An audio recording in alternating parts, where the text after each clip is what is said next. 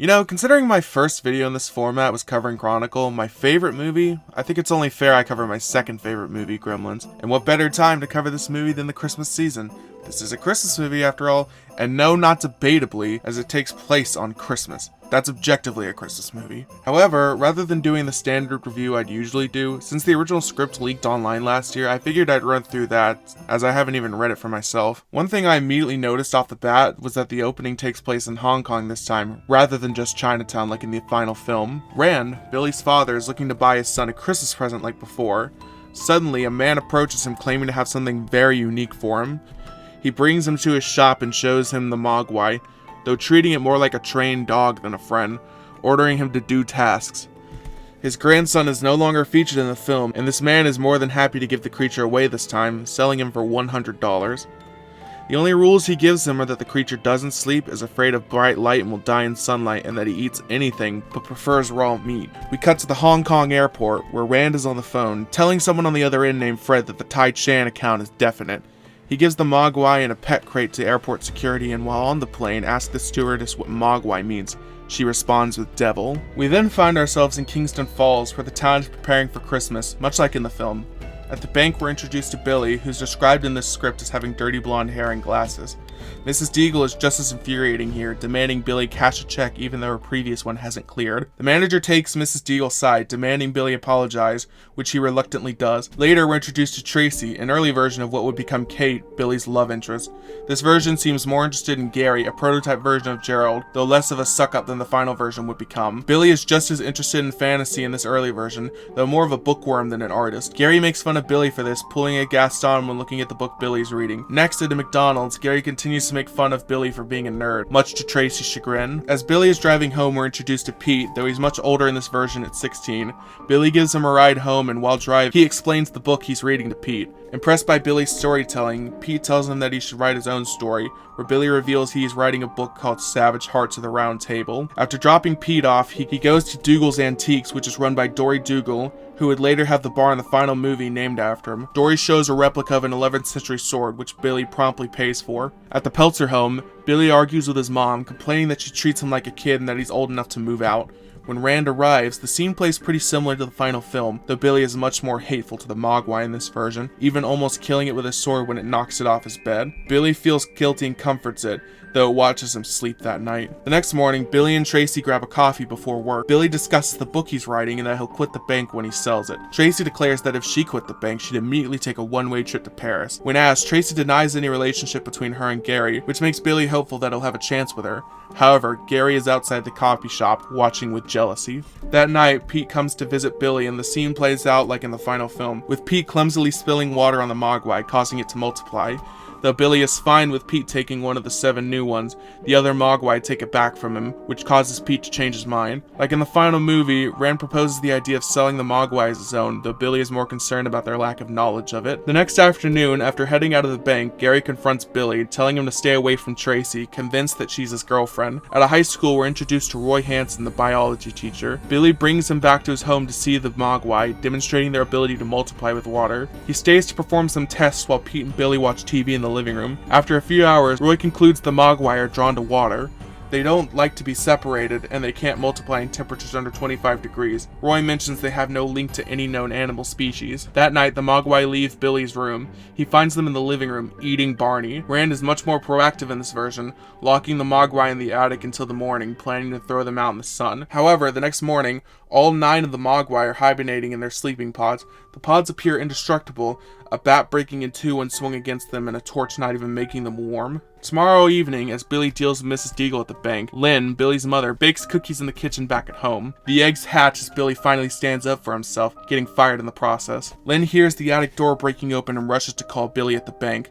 Lynn approaches the attic, popping Valium like candy to ease her nerves. When she peeks her head through the attic door, she's suddenly grabbed and pulled through as we're left with the horrific noises to fill our imagination. Finally home, Billy calls out for his mother, with sadistic giggling being the only thing he receives in return. Suddenly, the bloody Valium bottle is thrown at his feet. Billy runs to his room to grab a sword, returning and flipping the hallway light off. Immediately, a now changed Mogwai pounces on him. He's able to react in time though, slashing it across the chest and killing it. Climbing up into the attic, he sees his mother's corpse covered in bites and scratches. He hears the giggles coming from down the ladder. One of them leaps from the chandelier, attempting to bite into Billy's neck. He quickly decapitates it.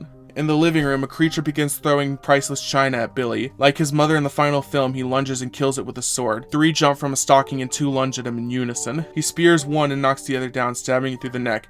The third is able to take a bite out of his calf, though he uses his sword to burn it in the fire. Billy rushes to the kitchen only to notice 2 more creatures inside. He does what his mother would do in the final film, blending one and microwaving another. Billy heads back to the living room, believing himself to be safe at last. He quickly grabs the phone, dialing the operator. Once connected to the sheriff's department, a creature rips the phone cord from the wall, disconnecting the call. The creature then pounces at Billy, who's left his sword against the wall. He desperately reaches for the weapon as it claws and bites at him. Unfortunately, it's able to escape through the window, off into the night. Meanwhile, a young girl named Peggy is busy making a snowman, too busy to notice the creature bursting out of its chest and pulling her inside. Thankfully, Billy arrives in time to save her, but not in time to catch the creature. Somewhere else, a group of 30 carolers, including Pete, are singing when the Mogwai comes out of the snow behind them.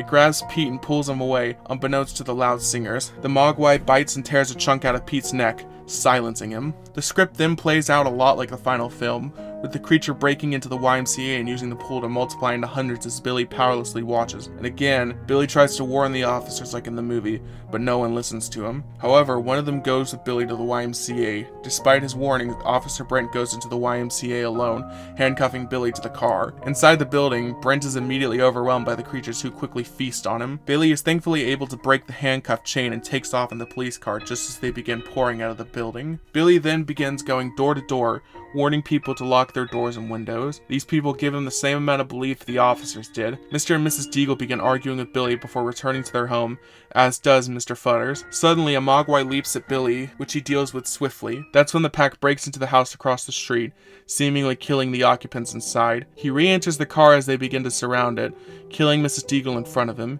He uses the radio to try and contact the sheriff once more, but the creatures break into the car. He uses the sirens to his advantage, the bright lights scaring them away, giving him the opportunity to escape. Back at the station, Frank and Gary begin joking about the absurdity of Billy's claims, leaving the building. Once they leave, we see multiple phones begin ringing, all emergency calls. The Mogwai are taking over the town, killing people everywhere. Seeing Tracy's house, he rushes in to help her. As the Mogwai attempt to break down her bedroom door, Billy runs to the garage and grabs the ladder, hoping to help her escape out of her window. The creatures break in just as they escape, though barely, having to use the ladder's fall to their advantage. Billy uses his sword to kill 2 more of the Mogwai before they make it to the police car and drive off once more. Back with the officers in their own cruiser, one of the creatures breaks into the car, biting Frank's arm. This causes Gary to lose control of the car, breaking through the guardrail and falling into a ditch. Driving past more carnage, Billy and Tracy happen upon the crash that Gary has miraculously survived. Billy rescues him from the wreckage, where he finds comfort with Tracy as they drive off into the night. They drive to the antique store outside of town, which has been untouched by the Mogwai. They head inside to meet Dory, who lets them in without a second thought when seeing their condition. Gary and Tracy take a seat on the sofa while Dory bandages Billy up, and Billy tells him everything that's happened up until now. Billy remarks that if the creatures get to the water tower and multiply even more, they could spread to the entire state, possibly the country. Gary, overcome with anger from the death of his brother, begins to blame Billy for what's happened. This results in a fight that Dory and Tracy quickly break up. Without warning, the lights shut off all around them.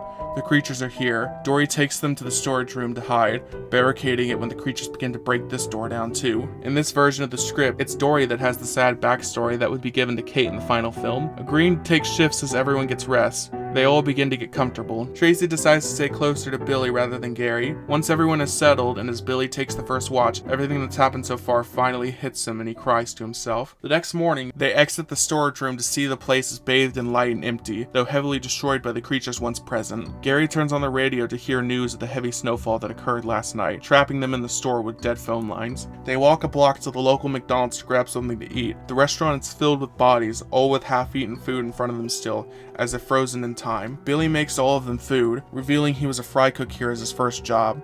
As they eat, they begin to speculate where the creatures could be hiding and decide on the movie theater. As the sun begins to set, they make their way to the theater, ready to face the Mogwai once more. Using Gary's knowledge as a former employee, Billy asks him to lead them to the boiler room so they can blow up the theater if their hunch is right. Armed with a flashlight, they slowly and quietly enter the building, seeing the destruction has made its way here too. Peering into the theater, they see the creatures are all over, keeping the others from accessing the boiler room. Tracy agrees to make a distraction, starting up Snow White on the projector, which enthralls the creatures. This gives our heroes the chance to crawl slowly and silently along the outside aisle of the theater. Once in the boiler room, Billy uses his and Gary's shirts to create a cord. He starts hitting the gas line with his sword to open it, which catches the attention of the creatures now that the movie is over. After breaking it open, he stuffs the gas line with the shirts and turns the gas back on. He lights the end of the shirts with Dory's lighter and they all run for the exit. Unfortunately, the creatures break into the boiler room. They pin down Dory and begin eating him. Gary fumbles for his flash as Tracy uses a lead pipe to fend off the advancing Mogwai. Billy gets the Mogwai off of Dory and Gary suddenly drops the flashlight, running for the exit and leaving the others behind. Billy opens the door and Tracy runs out as he picks Dory's body up, and they all leave the theater before it explodes. Once a safe distance from the burning building, Billy confronts Gary for leaving them behind and a fight breaks out. Gary grabs the sword and attempts to kill Billy, but a Mogwai lunges at and kills Gary, the sprinkler system activating the theater, saving the creatures from the flames. Billy and Tracy run for the car, where one is stowed away in the back seat injured. As they drive away, the Mogwai confusingly follow the car, rather than immediately run to the water tower. Billy then realizes they're more interested in retrieving the Mogwai in the back seat than anything else. They realize they can use it as bait to lead them away. They make it to a gas station where the time reads 5:27 a.m. They quickly refuel the car as the creatures are still on their tail. However, the injured Mogwai has disabled the car, causing it to stall. They capture it inside a metal toolbox and run for a distant greenhouse, the creatures still following. They climb a large tree in the greenhouse, heading for the top, hoping to beat the clock for sunrise. Then, the creatures gnaw their way through the trunk, causing the tree to fall. The creatures surround Billy, and just as he's about to give up and accept his fate, the sun beams through the greenhouse windows. The Mogwai suddenly begin to melt, their skin cracking and smoldering like candles. Billy and Tracy exit the building, and Billy throws his sword away and crumbles to the ground, falling unconscious as Tracy kneels down next to him. We cut to Rand, sitting in a chair next to Billy's hospital bed, who finally wakes up. Rand and Billy share a hug, his father assuring him that it's over, and Tracy is recovering in another room. Billy comes to the shocking realization that the injured Mogwai is still in the dark toolbox. The doctor sedates him before he can get up, and we cut to a cleanup crew back at the greenhouse. One of the workers finds it and unknowingly decides to keep it, taking it home with him. While driving home, it begins to stir, and the worker pulls over and picks it up. It falls out of his hands and tumbles down the hill into a lake, sinking to the bottom. We hear the familiar giggles fill the soundtrack as we cut to the credits, signaling the end of the film. I'm usually not one for toning down violence and sacrificing artist vision for a more widely accessible film, but I'm going to come out and say that I honestly much prefer the final version of the film as opposed to this script. I think the final version has a more charming and magical quality that I think would have been lost in this more by the numbers creature film. A lot of scenes would end up in the final film, but they feel more fitting there as a fun, lighthearted film than a film that just seems to be going for shock value. I'm glad the studio thought to change the film and we got the version we have now, or I don't think this would have been as successful and significant in pop culture. Anyway, Merry Christmas and Happy Holidays to everyone watching. I hope you all have a great holiday season and enjoyed this video. If you did, drop a like and subscribe to the channel for more videos like this in the future. Thank you all so much for watching.